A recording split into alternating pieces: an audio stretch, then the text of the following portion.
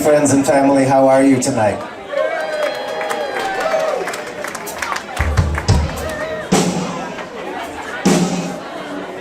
Hi. You guys are good? I'm going to be quite brief. After a couple of brief words, I'm going to bring Bruce's daughter Cindy up. She will say a couple of brief words, and then we are going to celebrate love, life, and Mr. Bruce Jackson. Is that cool? I said Bruce Jackson family.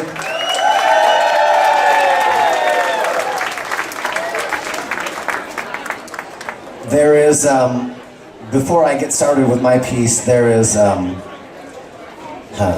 something that Bruce showed me about musicianship. I always thought that I was able to pick up any instrument at any time and within a few minutes be able to play it and put out a beautiful song. But then I learned after watching Bruce over the years that if you put even a donkey in front of a keyboard, he's going to eventually by mistake hit a word or two. Bruce could pick up a chair from that table, a piece of that fence, and turn it into the most amazing song you have ever heard. That cat was an inspiration to everybody here, certainly all the cats that he plays with. And he asked me to do two things. One of them was to quickly talk about unconditional love for all beings.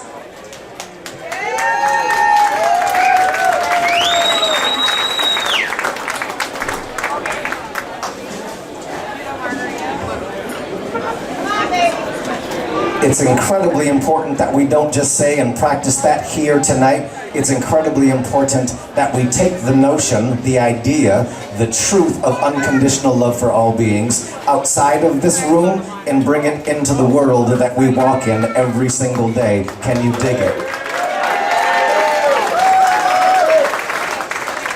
When you say, well, what about the driver that cuts me off in traffic? What about the boss that I can't stand? What about this person that wronged me or that person that wronged me? Well, dig this. If they indeed themselves practiced unconditional love, wouldn't then the world immediately be a brand new place today?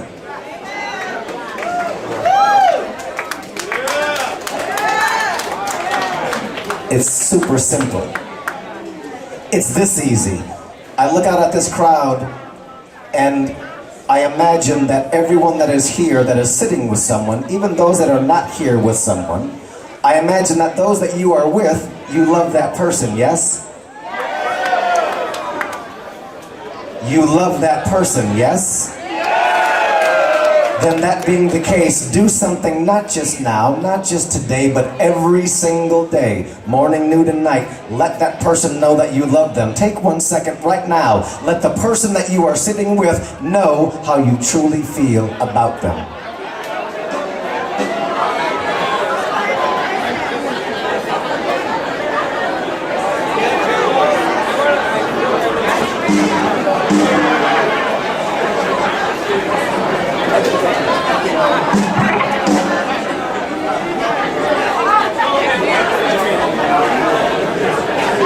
And with that, I want to say one other thing.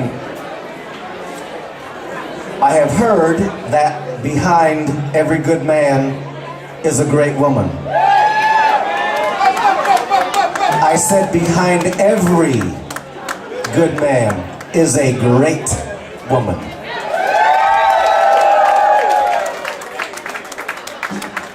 And I have been blessed for the last many years to watch Brother Bruce and his muse, Miss Beth Ann Hedman Dodds, stand at his side, laugh with him, love with him, cry with him, make music with him, see the world with him, bring music to the world with him.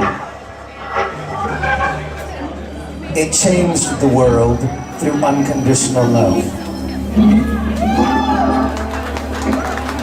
Thank you, Sister Beth Ann, for being the great woman behind that great man, Mr. Bruce Jackson.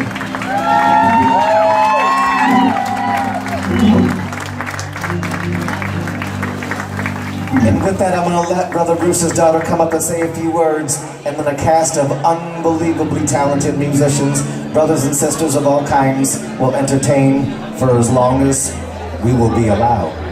Thank you so much. Thank you. Bruce Jackson, y'all. Right, thank you very much for being here today. My name is Cindy. I am Bruce's daughter. I'm also known as Cindy Snake. We are the Snake family. My dad was the snake in the grass. Mrs. Snake, my mom Debbie, is out there as well. I was Cindy Snake, so thank you very much for being here. I just wanted to tell you that Bruce was just my dad, as I guess many people don't see their parents past anything other than the people that raised them. He read me bedtime stories that put him to sleep mid-sentence. When I was in 2nd grade, he took me to see a movie. We saw Star Wars.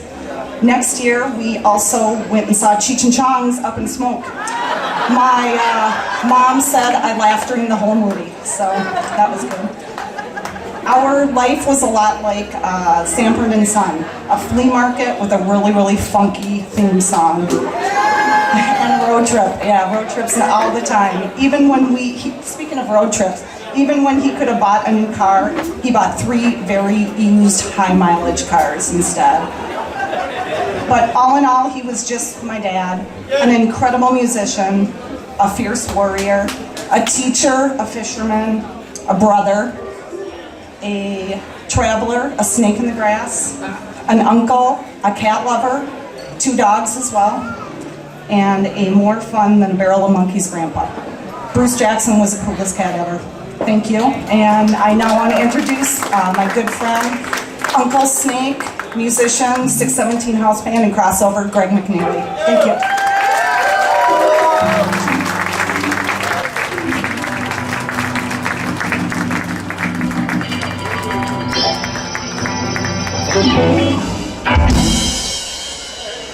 Wayne, you bad boy.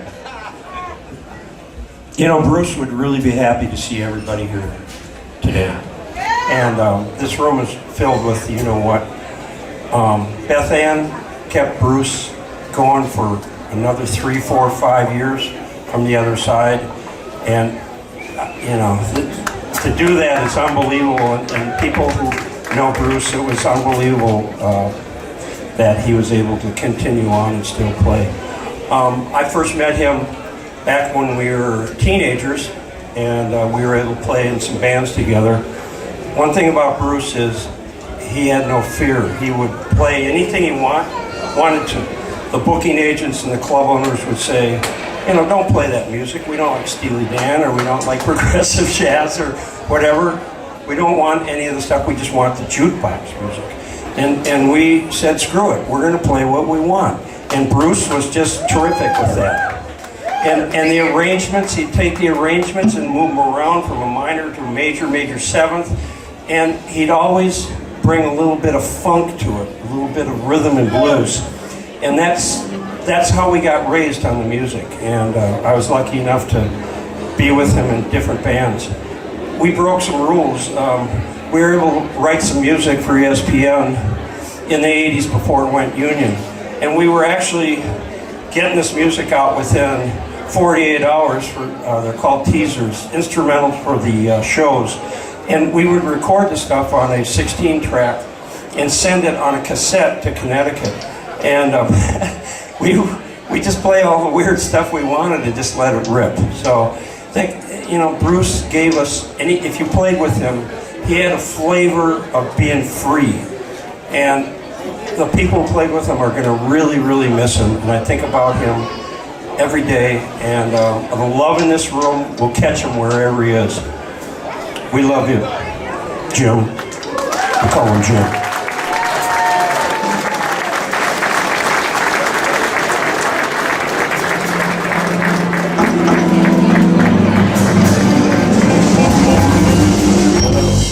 Hello everyone, good evening. My name is Greg McFarland. I'm the drummer for Ipso Facto. Who all in here are friends of Bruce? Is anybody? It is so very wonderful to be asked to just share a little bit with you. Bruce is a special friend of mine, more than a friend. He's family to me in many, many ways. I won't have time to go into those. But I can tell you that with my brother Wayne and my brother Julian in the band Ipso Facto, when he came along, we were able to get Bruce into the band. I'm not sure if you're going to tell this story or not, but oh, did you? Okay, I won't ruin it then. So we have a lot of stories. I mean, it was, how long were we on the road? With Bruce about 15 years. 15 years, so I'm kind of, that's the younger brother, that's the older brother, I'm the middle child. So I'm a little bit, they deem me as a little bit, a handful is what they called me while I was on the road. So when Bruce came along, they said, Bruce, you know who your roommate is? Now the only person that could handle me on the road was Bruce.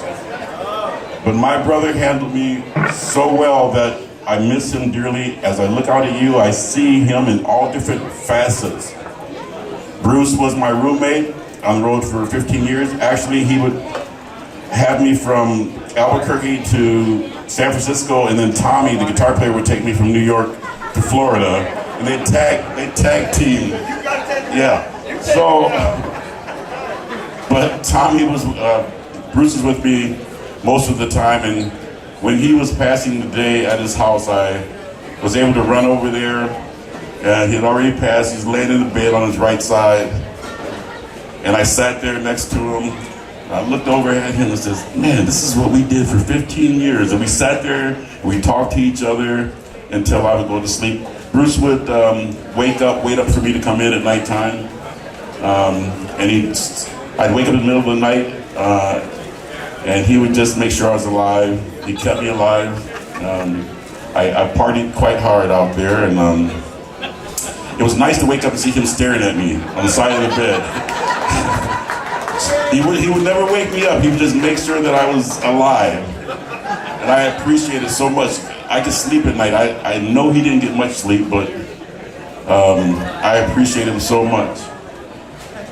I remember a time that, I know if you know him as well as I think you know him, there's no secret in how he loves cannabis. And so when my brothers decided to hire this keyboard player, in music there's a 1, and then in reggae music there's a 3. So he hadn't played reggae music, so we're trying to teach him, and he couldn't quite get it, but he breaks out quarter pound of weed, and these guys hire him on the spot. I'm like, man, I said, this dude can't even play. He can't even play the bubble, man. He'll be fine. But listen to this.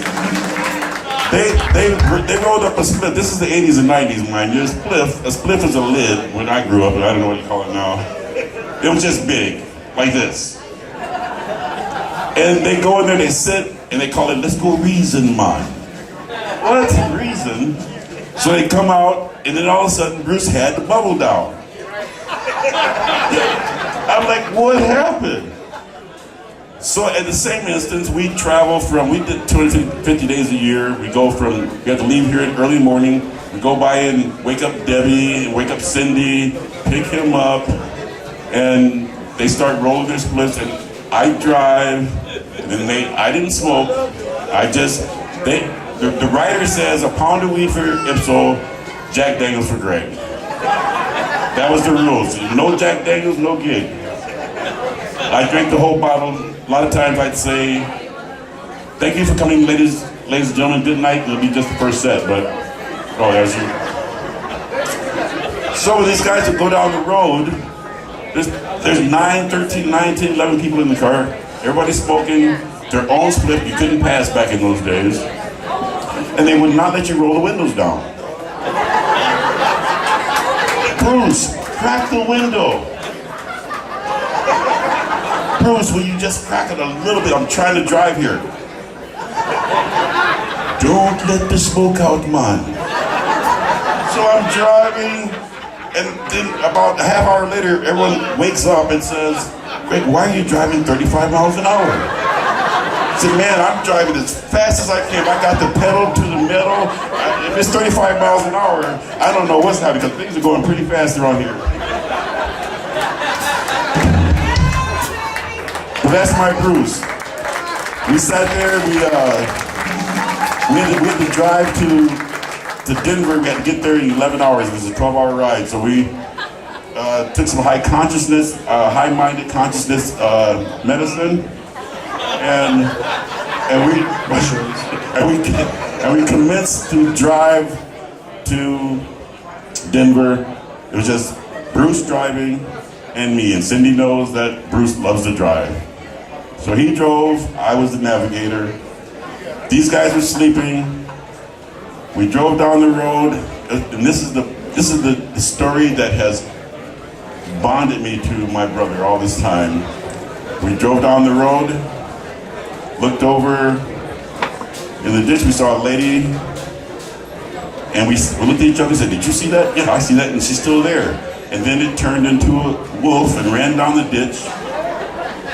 And we looked at each other, we didn't want to talk anymore because we didn't know if she's going to run behind us. We're going 70 miles an hour, but we didn't want her to run behind us and jump in the van, you know? So we never talked about it. We've never talked about it since, but I've heard over the years he's told it to other people, so I know it's true.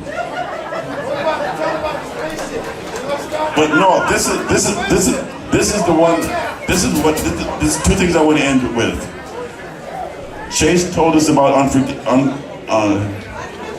unconditional love, and all joking aside, that is the number one thing I know that Bruce would want you to know, and to continue to nurture it. Your relationships with each other, with your family, your nucleus, your mothers, your estranged children, musicians, begin to nurture those things. Begin to cultivate and make them grow and become alive and become actualized into a moving, living one unit. Because really, fear makes us act in very strange ways. But when you have love around you and you surround yourself around people who love you, you have no fear. That's why I never grew up having fear, because I had a big family around me. But we now have each other because we all are together with Bruce. I guarantee you that he's watching this and listening to every word that we're saying, and he's put a seed in each one of our hearts. So let those grow. One last story. So we're driving down the road. We're going 70 miles an hour. Bruce is driving. We have no herb because we didn't have time to get. So everybody's has a little anxiety ridden. We're in the road, 13 people in the van, 14 by trailer in the back, full of stuff, full of gear. And it's about 10 o'clock in the morning. I'm in this navigating seat. Bruce slams on the brakes, looks over to the right. About 3 blocks into the cornfield, he sees a big pile of weed growing. I didn't think anything of it, but he's stopping. What are you doing? Oh, man. He pulls over to the side of the road. Everybody's looking at, wondering what's happening with Bruce. He gets out, jumps out of the car, goes down. This is Bruce. Now, you guys know Bruce. He's not a fast runner. He jumps out of the car, down the ditch, over the fence, to the field, has a garbage bag, but they found him somewhere, and he's in this field like you can't even see him, but you just see stalks. and these guys see him, they grab a bag, the whole band is out in the field, picking up. That was one of the happiest trips those guys had the rest of the time, so love and peace, everybody. I only have just a short story. This has to do with the song we're going to play that Bruce used to love to play. And I'm not going to say the name of the song, but this has to do with the alien spaceship that flew over his head in Wisconsin. And it came. This story is, when he told me this story over and over, I wasn't there. It was him and his family. I don't remember who I was in. I think it was his kids and I don't know. But he saw a spaceship. And I think that's the day this song came alive. 1, 2, 3!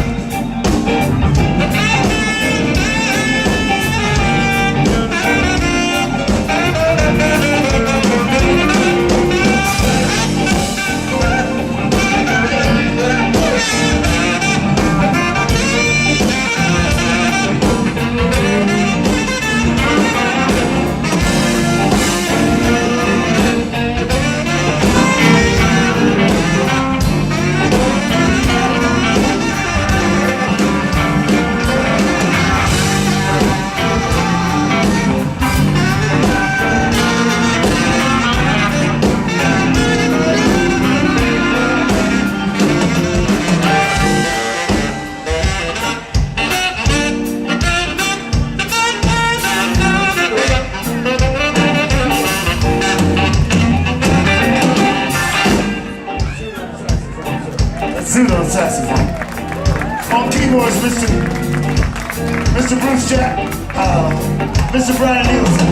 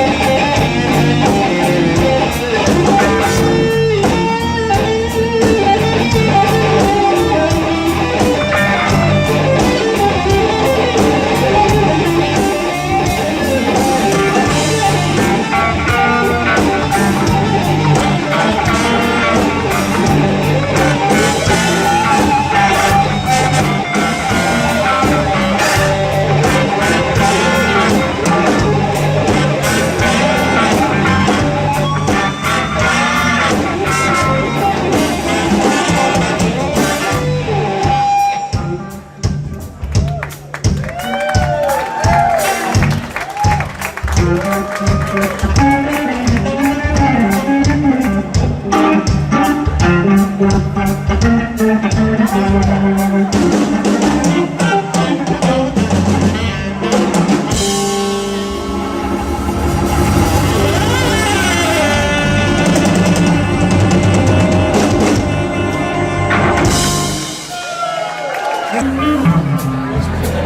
was down in New Orleans the other night.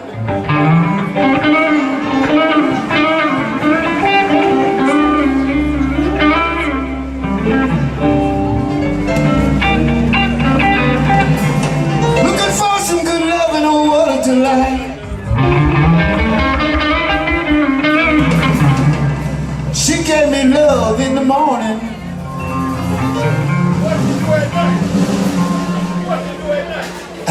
Love in the afternoon.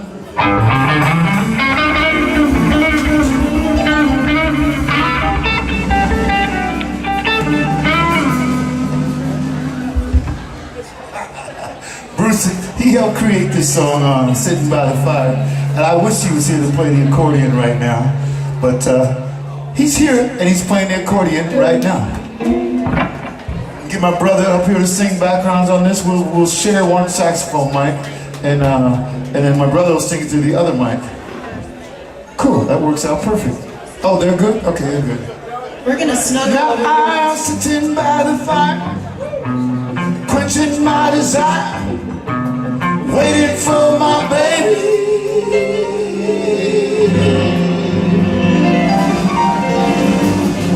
Do we have another Hammond B3 player in the house? Somebody's Do you see any other? Is there another Hammond B3 player? What? See, that's why I need Bruce. See, Bruce would have jumped up like that. Boom.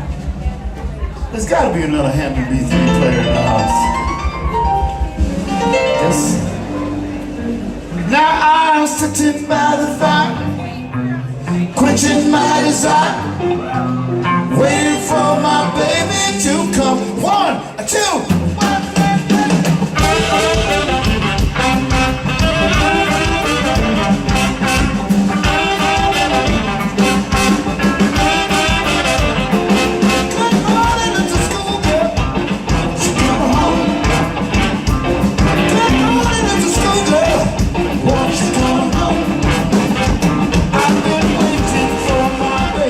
All night long.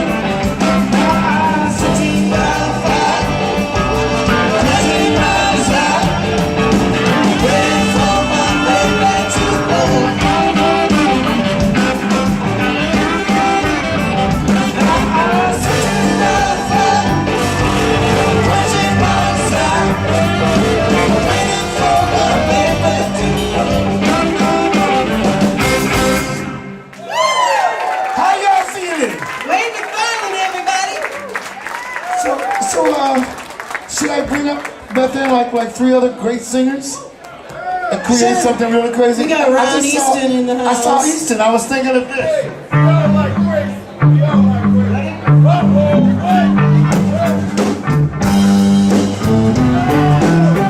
Mr. Ron Easton.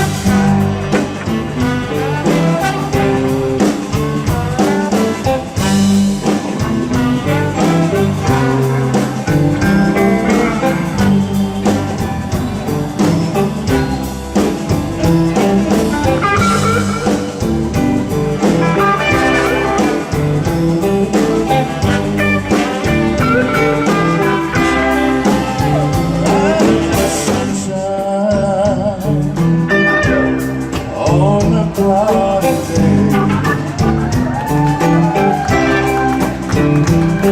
it's cold outside.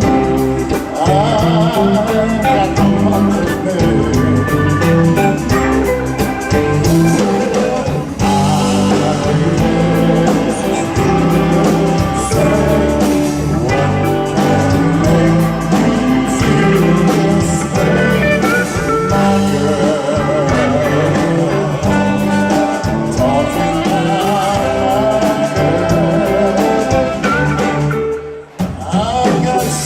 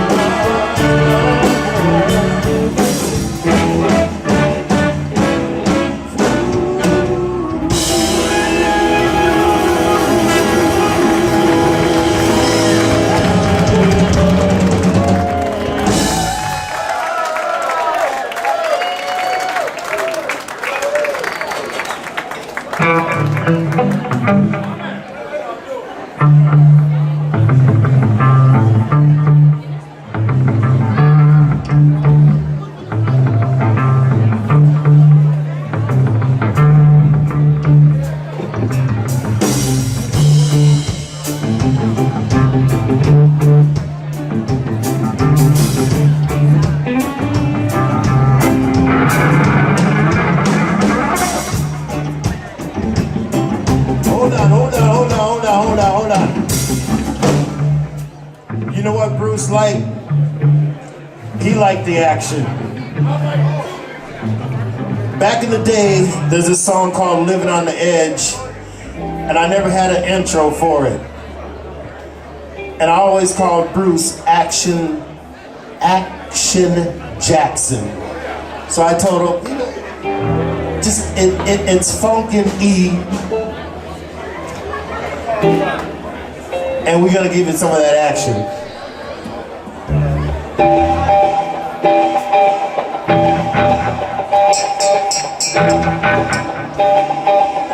And I would tell Bruce, I want action, action, I need action, action, I want action, action, I want action.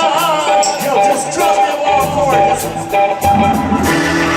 As you know, we are so awesome. Bruce Jackson is a word.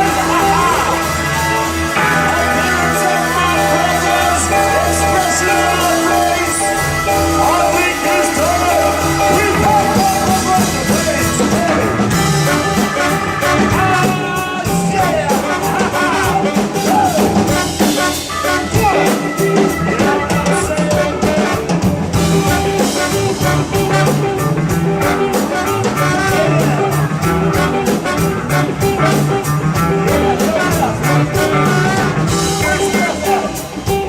Come on, Beth, you gotta come up and sing this with me, girl. Where's Beth?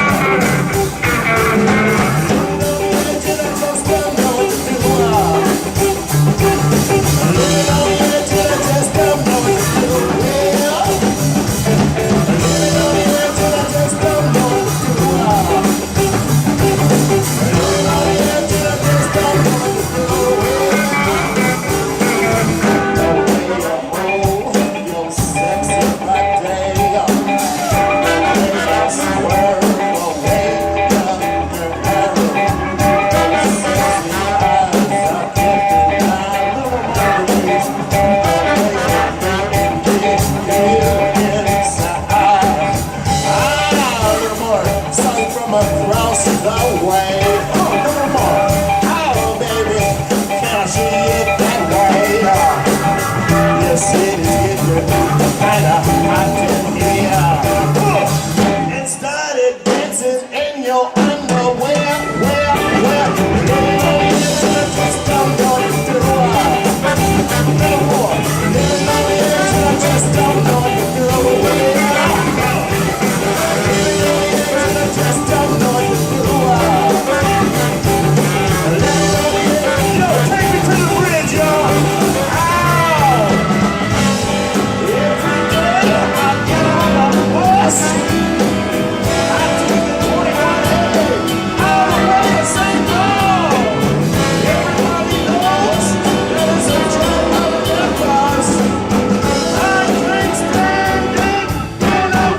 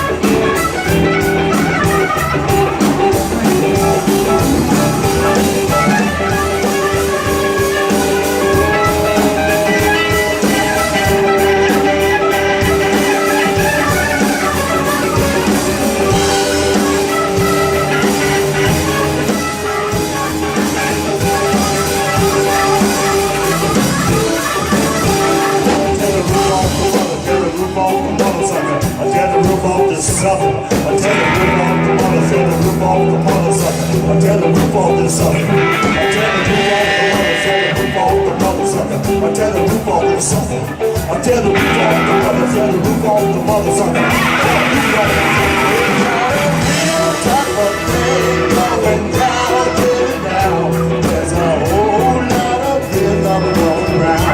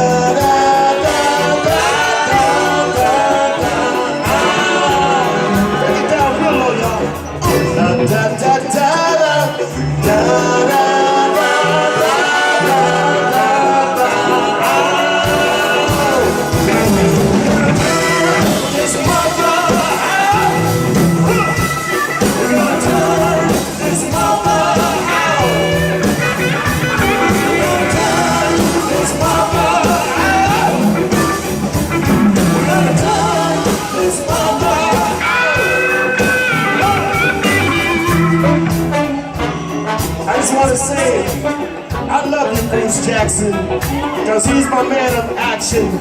I love that guy. He kept me mellow on the road. We always hung out. Some of you don't know this, but Bruce and I, break it down. Bruce and I skied every high mountain in Colorado. That's what Bruce and I did. Every mountain that we played at, Bruce was my ski partner, but after every time, I had to strip his ass down and give him a back rub, because he was in pain. Yeah, you know, we have no shame. He's my brother. For doing that. Oh, you're welcome. Hey, I had to rub those kinks out. That's the only way he would go, knowing that I'd give him a back rub afterwards. So, I love that, brother. So we're gonna take this to the bridge, and I'm gonna step on off. All right?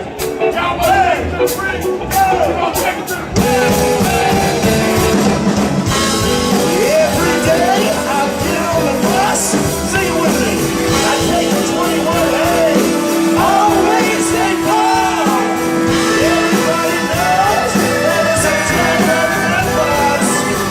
I'm always burning and always open. Yes, sir. So we got a couple speakers in We're going to switch over to Stan, the man, and the Prims. So we're going to got some. Would you just play some organ while we do this?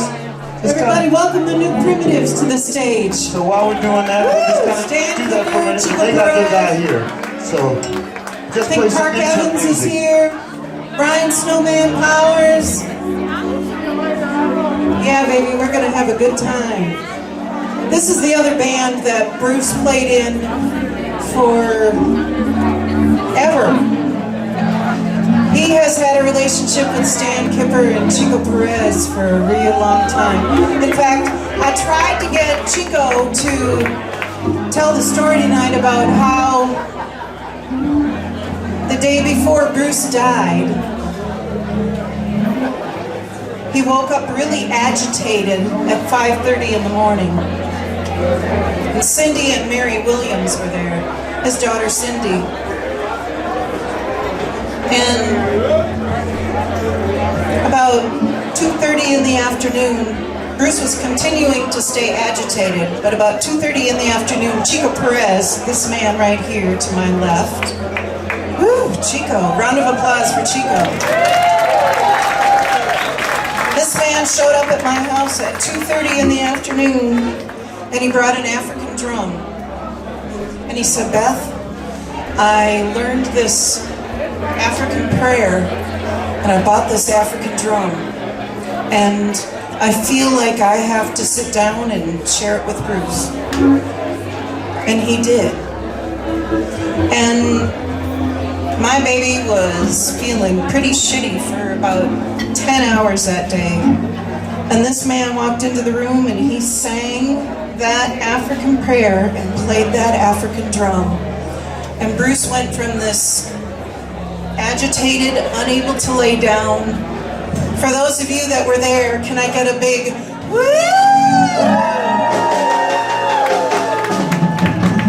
That was his morphine high. So this man walks in, sits down, and sings this African song on this African drum, and Bruce laid down. And he calmed down, and the agitation was gone. That was about 3 o'clock on Sunday afternoon. And what he did, what this man did, allowed him to finally go into peace.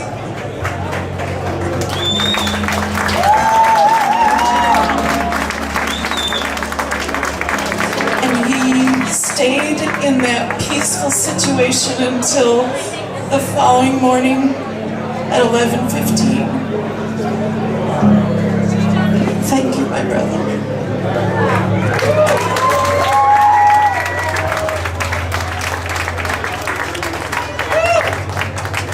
So everybody, this is the new Primitives. Here. tell you a quick story about Bruce. When we were all kids, we had played in a band together called the Marauders. And Marauders were, like, way back in the day, the Marauders were a show band, right? We wore tuxedos, we wore suits, we wore matching shoes. There was 10 of us, right?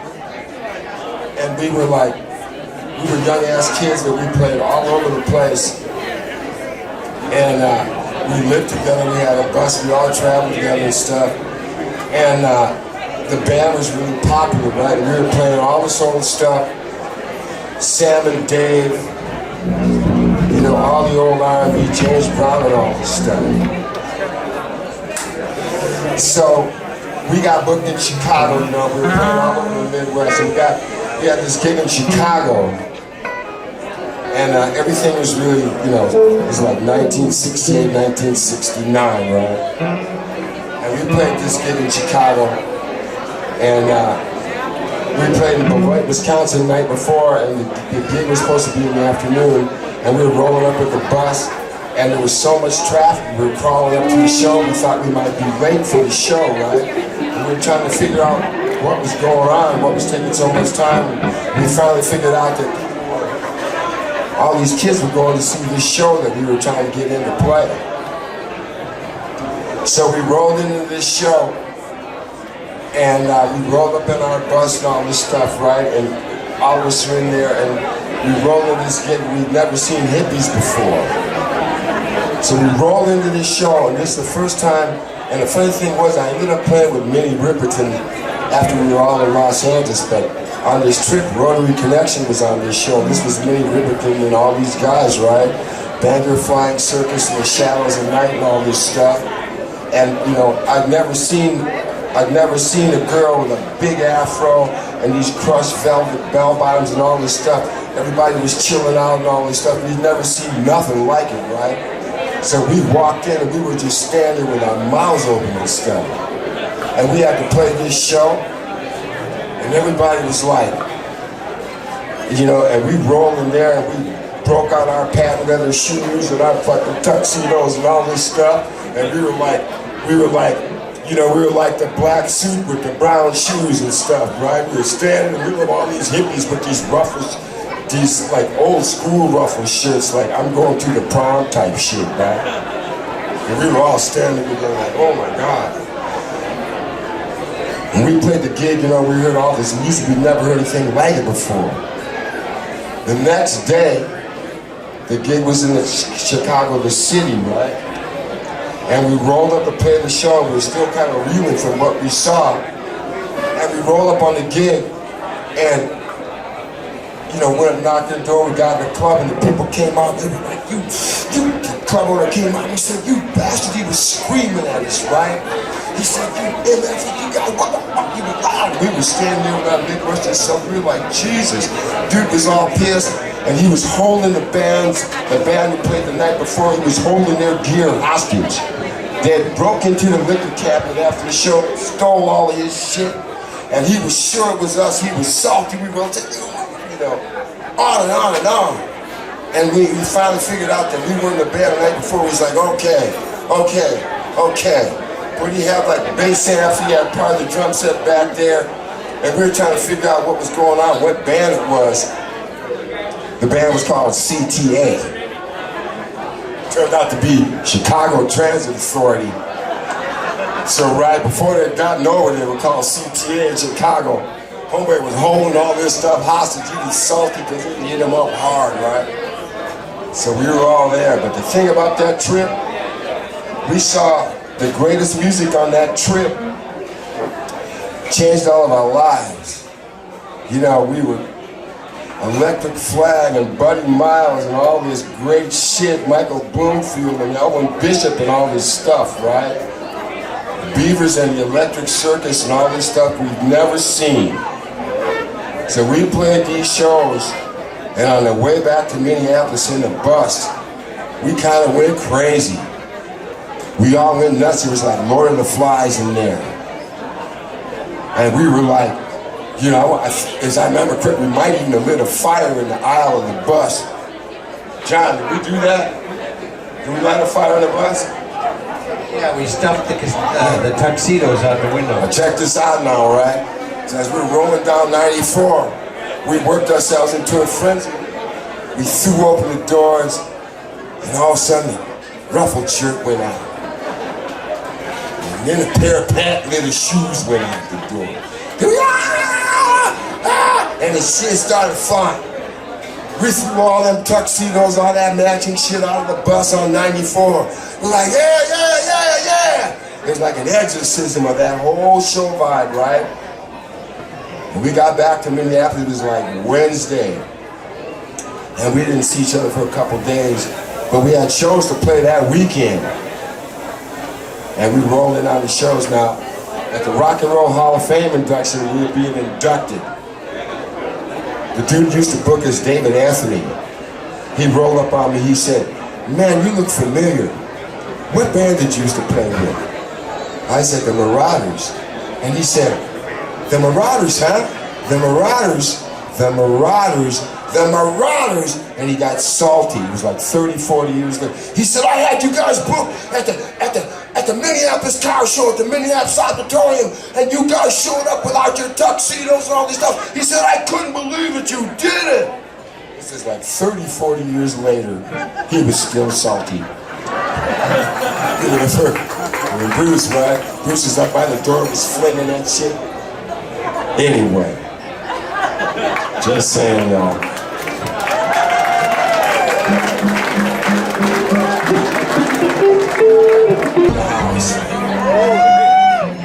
Bangkok, LA. 1, 2, 1.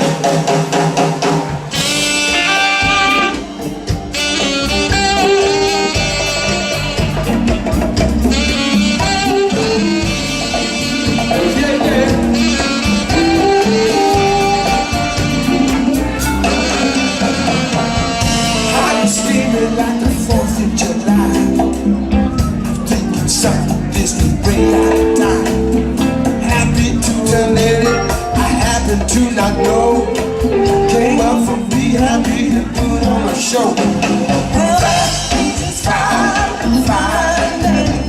But if you only do what would be happy. Time was wasting, we were ready to get on the bus. But Bangkok Kelly, she just ran on the bus. You can consider us a little slab. You know you never get away. Seasons for treason, for keeping us happy. I'm drunk, I really must be drunk. That lady drives me crazy. It's a new way to be, baby. It's a drug. You think that's your bottom line, and you make me a scream.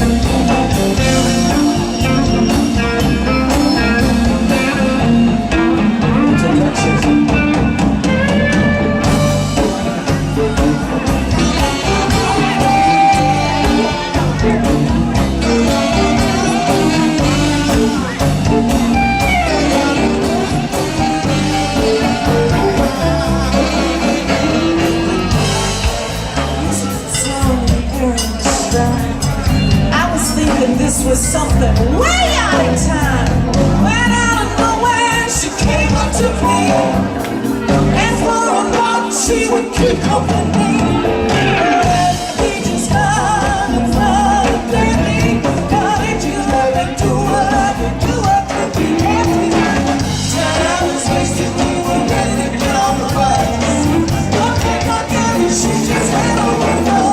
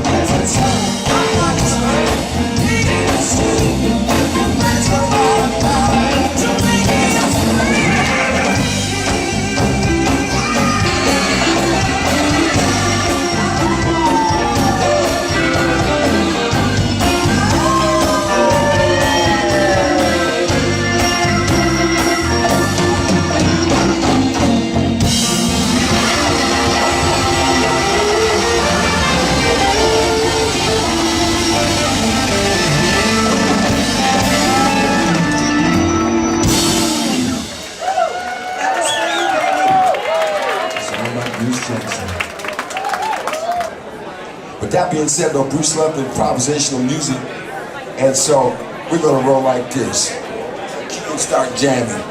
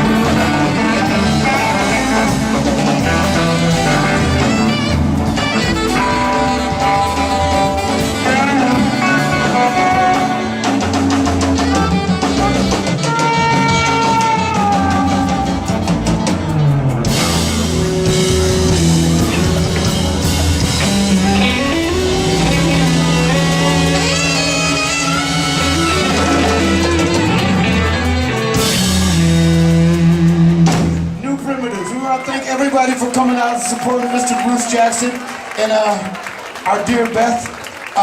We have to say goodnight. They have another show coming up, so we have to strike this thing, and we so appreciate all that you have done and we have done collectively. I just got an opportunity to see a stage full of some of the baddest musicians on the planet Earth. I said planet Earth, family. These are cats that I used to sneak into bars. I'm almost 50, but I used to sneak into bars to watch these cats. And I learned everything that I know from them.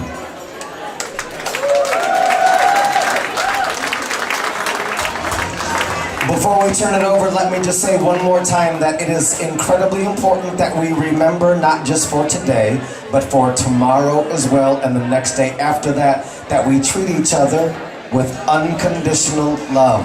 When you lose that feeling, immediately remember these words: unconditional love, because that is what Bruce Jackson would do. Can you dig it? So when we leave here today and we get out in the traffic and the heat and the people, and you're getting aggravated because you can't traverse the roads as fastly as you want to, remember unconditional love. Get to where you're going safely, love each other unconditionally, and we'll all get through day to day today. Thank you so much for being here.